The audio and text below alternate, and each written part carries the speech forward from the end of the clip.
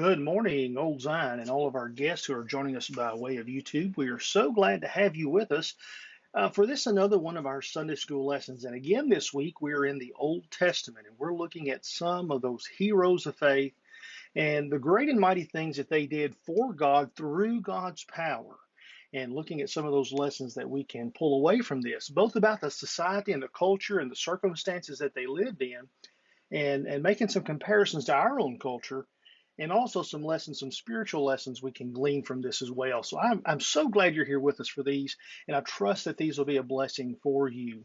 Now, just a note before we get into the lesson, it would help us immensely if you would click the thumbs up button at the bottom of the screen there after the video, or leave a comment. Please leave a comment. All of those things help in the distribution of these videos and help us to reach the ends of the world with the gospel of Jesus Christ. Okay, we'd appreciate if you would do that.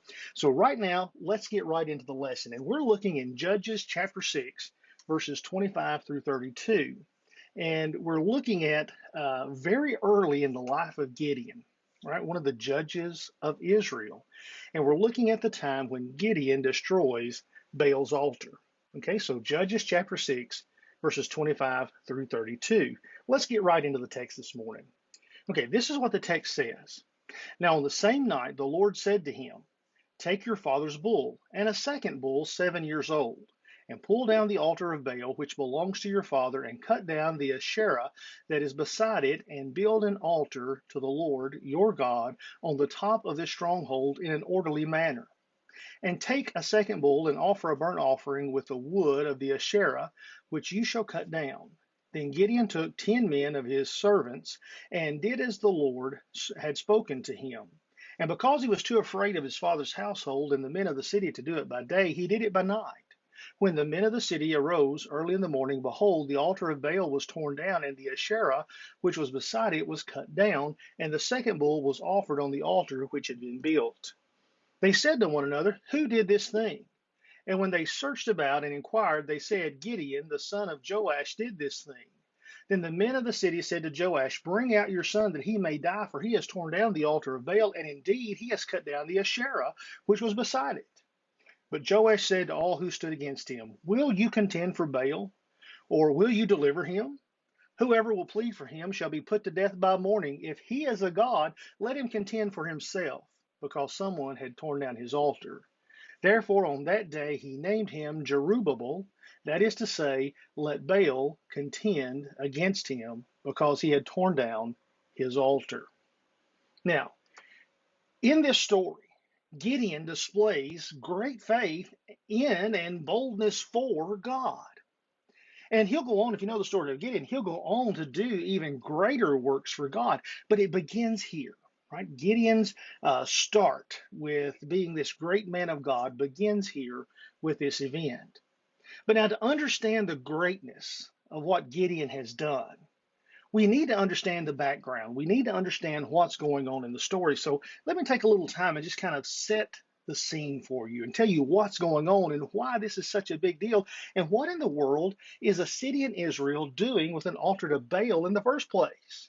And more than that, who in the world is Baal and Asherah? Who are these deities and why are they in Israel? Well, let's take a look at the story just for a moment. Now, Baal was the principal Canaanite deity. And there were several. There were other deities. There were other gods that were worshipped. But Baal, by this time, had become the principal Canaanite deity. And because of some of his defeats of the other Canaanite gods, he was now at this point considered the god of the sea. He was the god of thunderstorms and of rain. And he was considered the conqueror of death. Right? That's who Baal was. So he was an important god in the Canaanite pantheon of gods. Baal was also the god of fertility for the land. Right? For the land, for the animals, for the people even. Baal was the god of fertility. He's the one that in their mythology blessed the land, blessed the animals, blessed the people with fertility. And remember that Canaan is a farming land. It's quite fertile and it's a quite productive land. And so this was important. The fertility of the land was a very important thing to these folks. And just the way the seasons normally ran in Canaan, you would have summer dry seasons And that was a good thing because the crops would ripen and the grain would be harvested during those summer dry seasons, and they would be followed by fall and spring rains. And those fall and spring rains nourished the soil, they softened the soil for planting in the spring, and they were very, very important to the fertility of the land. And so for the Canaanites, maintaining the fertility of the land was the most important thing that they could think of. It was their livelihood, it was their survival. So maintaining this fertility of the land. And because Baal was seen as the god of fertility, then he was the most important god in this pantheon of Canaanite deities. Now, Baal worship was quite interesting by our modern standards. Of course, he was worshipped with sacrifices, like most gods at this time were worshipped. Specifically bulls and sheep and even hogs, right? And this was a big sticking point because swine were unclean for Israel, uh, mainly for this reason, to separate them from the other people they lived around. So don't sacrifice those hogs. Don't own those hogs because those are associated with Baal worship. Now his altars were made out of stone, usually with a metal statue of Baal beside of it.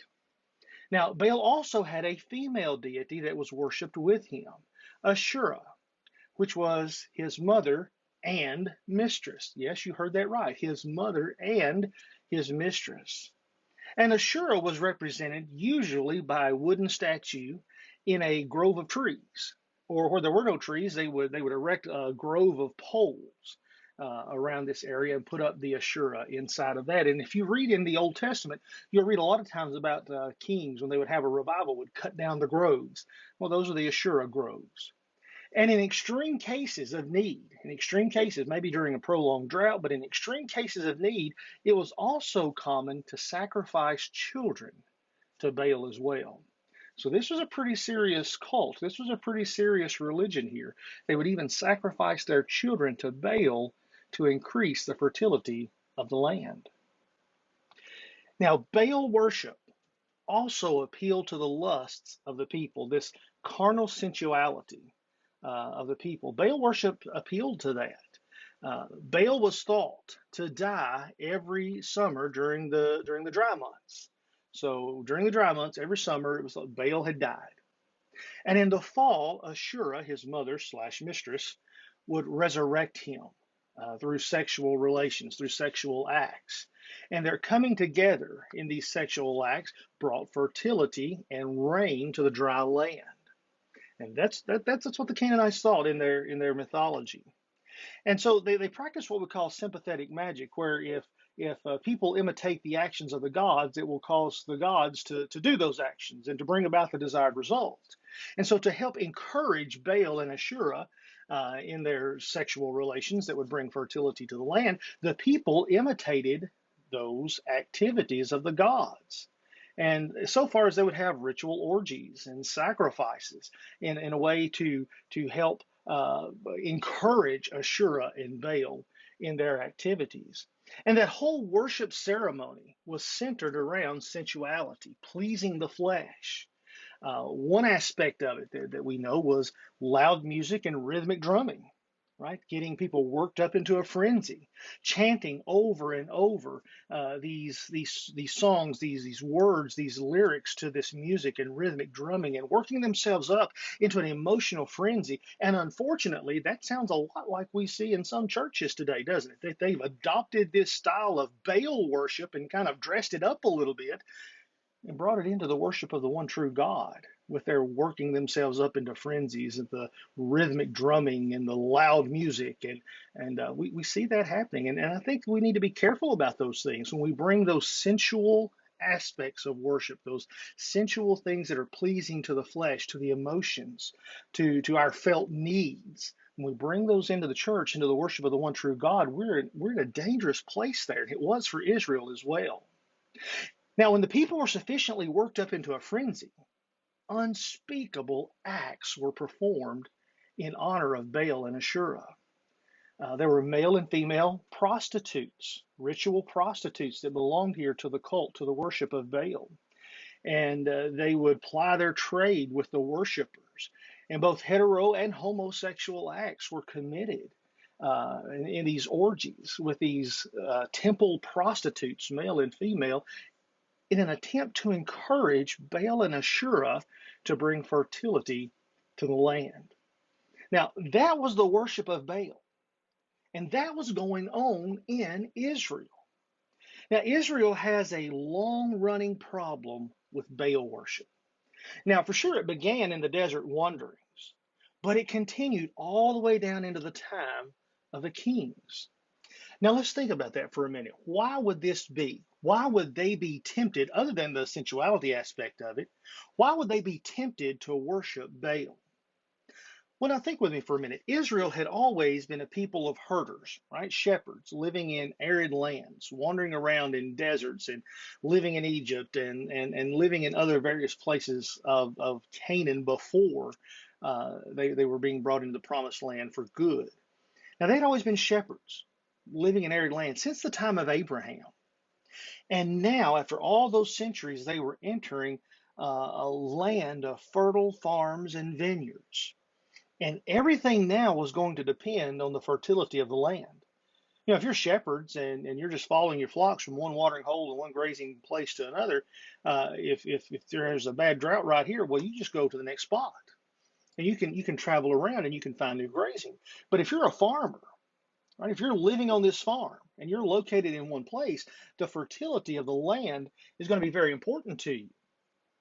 And Yahweh, or Jehovah, depending on which translation you're using, Yahweh was the God of Abraham, and Abraham was a shepherd. Now, was Yahweh up to the task of keeping the land fertile? They had never prayed for Yahweh to keep the land fertile. They never had to depend on Yahweh to keep the land fertile. They were shepherds.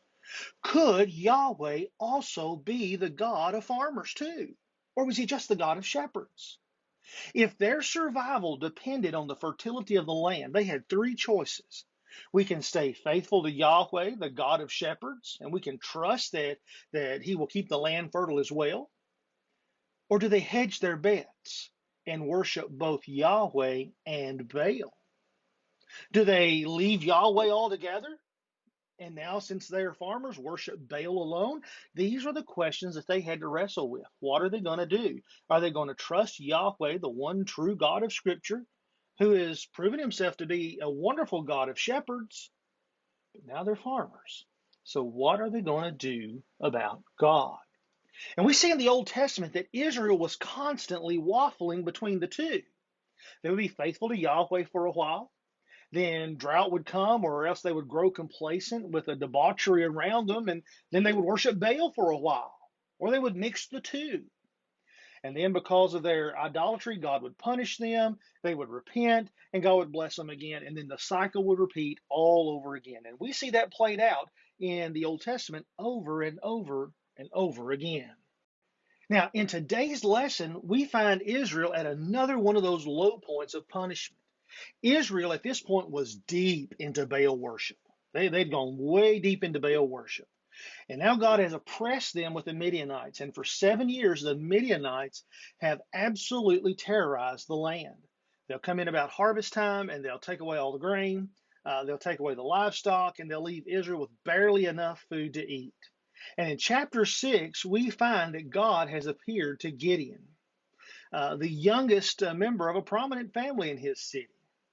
And Gideon has gone down to this wine press to thresh what little grain he has been able to save so that he can feed his family. And there the angel of the Lord appears to Gideon. We find out that this angel is the Lord himself, appears to Gideon. And he looks at this young teenage boy and says, "You mighty man of valor."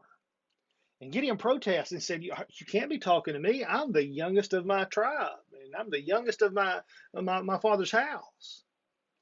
And God appears to him, and they have this wonderful conversation. Gideon makes an offering to the Lord, and now at the end of the day, for a second time, God has called to Gideon again. God speaks to Gideon again, and God says, "Gideon, here's what you're supposed to do. Here's what I want you to do. I want you to take your father's bull." And this big ox was most likely had been designated as a sacrifice for Baal. Take your father's bull and go get another bull. Find another bull 7 years old, the exact number of years that Israel had been under Midianite oppression. And I want you to take those two bulls and I want you to tear down the altar of Baal and the statue, tear those down, and you're going to build an altar to Yahweh. You're going to build an altar to God in an orderly fashion, just like God has prescribed in the law for an altar to be built. And you're going to tear down the Asherah, and you're going to use the wood of that Asherah to sacrifice, to offer as a burnt offering, this 7-year-old bull to God. Now, the scripture says that this altar is on the land of Gideon's father, but it's an important altar for the community, right? The community comes there to worship. Now, even Gideon's father, it seems, had fallen deep into Baal worship, maybe acting as some sort of local priest to Baal. And this is a big deal. Not only is he going to take his father's sacrifice, he's going to take the community's sacrifice, and he's going to take them and he's going to tear down the altar, and he's going to offer this 7-year-old bull to God as a burnt offering with the wood from the Asherah. Now, this is a big deal, and it's going to anger some folks. And Gideon does all that God commanded him to do. But out of fear, and we might even say out of prudence, out of wisdom, he waits for nightfall and does the work at night. He takes some of his father's servants and he takes the bulls and he tears down the altars and he offers this second bull as a sacrifice. And when Gideon does this, now let's look at the mind of the people. When Gideon does this, he's not only attacking their religious affections, he's putting the fertility of the land at stake. Right? He's putting them all on the line here, whether they want to be on the line or not. In their minds, Gideon is even attacking the fertility of the land. Now, that God told Gideon to offer this sacrifice, I don't want you to miss how extraordinary this command is. Because God had commanded in the law that his worship only happen at the tabernacle. They weren't to be offering sacrifices at various places through the land. And only the Levitical priest and the Levites were allowed to offer sacrifice to God. Every Tom, Dick, and Harry couldn't just come and offer sacrifice to God according to the law. But now, in Gideon's day, the whole establishment, the whole religious establishment has become so corrupted by Baal worship and idolatry that God is temporarily now setting them aside and calling this one young man to restore his true worship. Right? It's a big deal to God how he's worshiped. Now, we don't think so in our day and time. We think that we can worship God however we best feel that we should worship God. Right? You ever heard that? You ever expressed those sentiments? However I feel to worship. I feel closest to God when I do this. I feel the presence of the Spirit when I do these things. Well, friend, I want you to understand God has laid out in the scriptures exactly how he is to be worshiped. And if the one true God, the sovereign of the universe, says, this is the way I'm to be worshiped, we'd be very well advised to take great heed into what kind of new innovations we introduce into the worship of God. We'd better be very careful because we're stepping on God's territory here. God says, this is the way I'm to be worshiped. And when Israel failed to do that, he set them aside and called this young one man to come and restore his true worship. Be careful what you allow into the worship of the one true God, because you may wind up worshiping Baal instead of worshiping God. You may wind up worshiping your own sensuality and what you feel and what you think and what makes you feel good instead of worshiping the one true God as he's dictated to be worshiped in Scripture. Be very careful about that. Now, in the morning, the men of the city were outraged. Somehow or another, they found out that it was Gideon who had done this, who had tore down the altar and tore down the Asherah. And they demand that Gideon's father turn him over.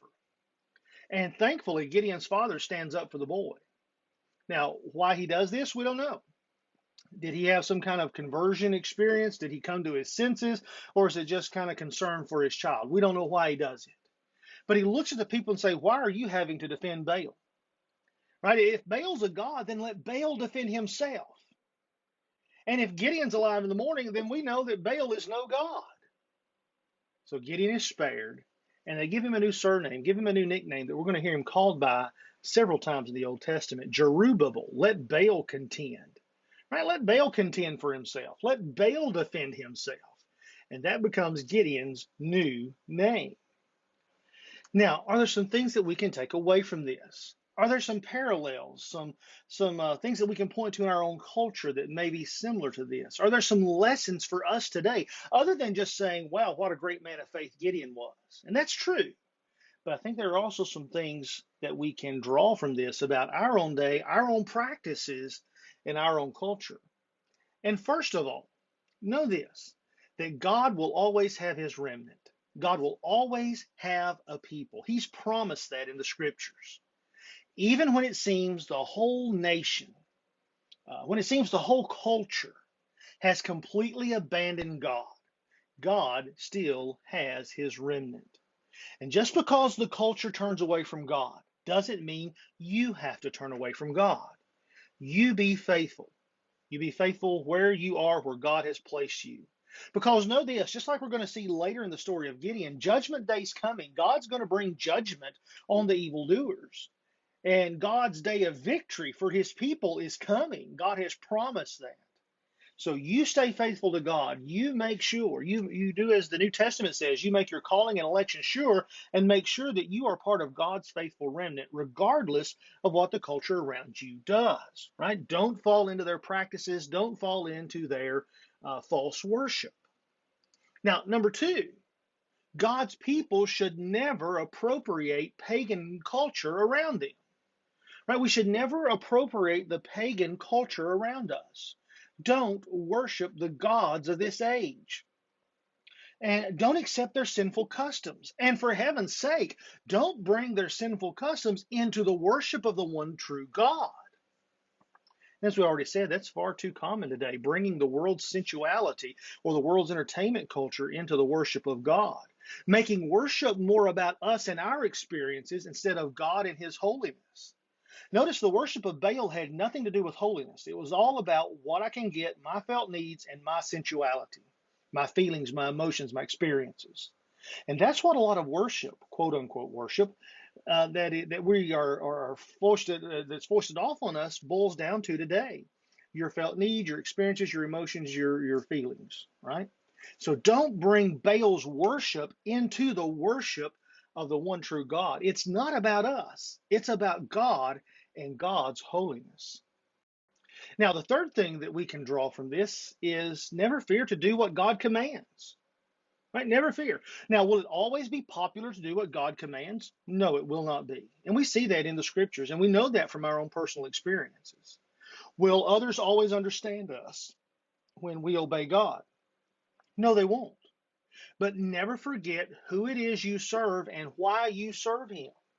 Don't forget that you are ambassadors for Christ in this foreign, pagan, and dark land. And never forget that. And be faithful to Christ. Be faithful to the end.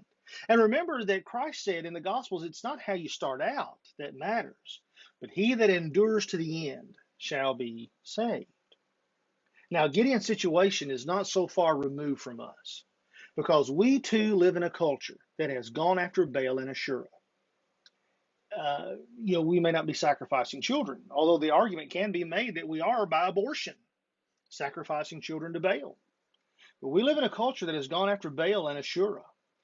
Whether we're offering burnt offerings or not, we have appropriated those practices and we follow a religion of sensuality, right? Feelings, emotions, the flesh, what satisfies me, what meets my needs, what gets me what I want.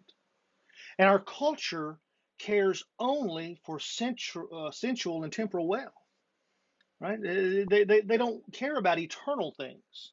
Things of the Spirit, holiness, righteousness, sanctification, peace with God. Those things don't matter to our culture. They're not seeking those things, just like Israel wasn't seeking them with Baal worship. But know this, that God calls for his people to be like Gideon. He calls us to be like Gideon. And how do you mean that, preacher? What do you mean he calls us to be like Gideon? Well, he calls us to worship God as God has dictated in the scriptures, right? What has he laid out for us in the New Testament? Now, Israel had to worship in a very specific way in the Old Testament as they were pointing to Christ. Now that Christ has come, how does the New Testament lay out that we worship God? Well, we find things in the New Testament like singing of hymns and psalms, reading of the scriptures, preaching the word, expounding upon the word, preaching and teaching the word, and prayer. right? We find those things. And so we have singing, we have the reading of the scriptures, we have the Psalms, we have the proclamation of the word. We even have creeds that are given in the scripture, right? The things that we're to believe and things that we're to know and to be able to tell. So we have creeds and singing and Psalms and reading the scriptures and preaching and praying. Those 6 things. And when we get away from those things and we start adding other things in, we're starting to get on some very shaky ground. When you get away from the reading of the scriptures, the Psalms, the creeds, the prayer, singing, preaching, when you get away from those 6 things and start bringing more things in, we're getting on shaky ground. So God calls us to be like Gideon and worship in order, in an orderly manner. Isn't that what he told Gideon to do? Build the altar in an orderly manner. Worship God as he's dictated, not in worldly ways that please the flesh. We're called to serve the one true God and not the God of the pagans around us. Right? They may call him Jesus, they may call him God, they may call him whatever they want to call him. But if they're worshiping a God that does not look like the God of the scriptures, we are to not participate with them, to separate ourselves from that, and to serve the one true God. And to never be ashamed of this one true God. Don't be ashamed of the God who has redeemed you. Don't be ashamed of the God that you worship. Don't be ashamed of Yahweh. Don't be ashamed of Jesus Christ.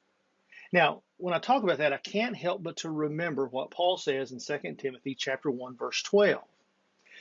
And we'll close with this today. 2 Timothy 1:12, Paul is in the Mamertine prison in Rome, and he's about to die. He's about to be martyred for the faith, and he goes over those things with Timothy. And he tells him, for this reason I also suffer these things. But I am not ashamed, for I know whom I have believed, and I am convinced that he is able to guard what I have entrusted to him until that day, until the day of judgment. Paul says, I've suffered all these things for Christ. I've suffered in this life because of God. It's not always been easy, and it's not easy now. But I keep doing it because I know in whom I have believed. I know him. I know this one true God. I know Jesus Christ. And I am convinced that he is able to guard my soul, my body, my mind, my heart, everything.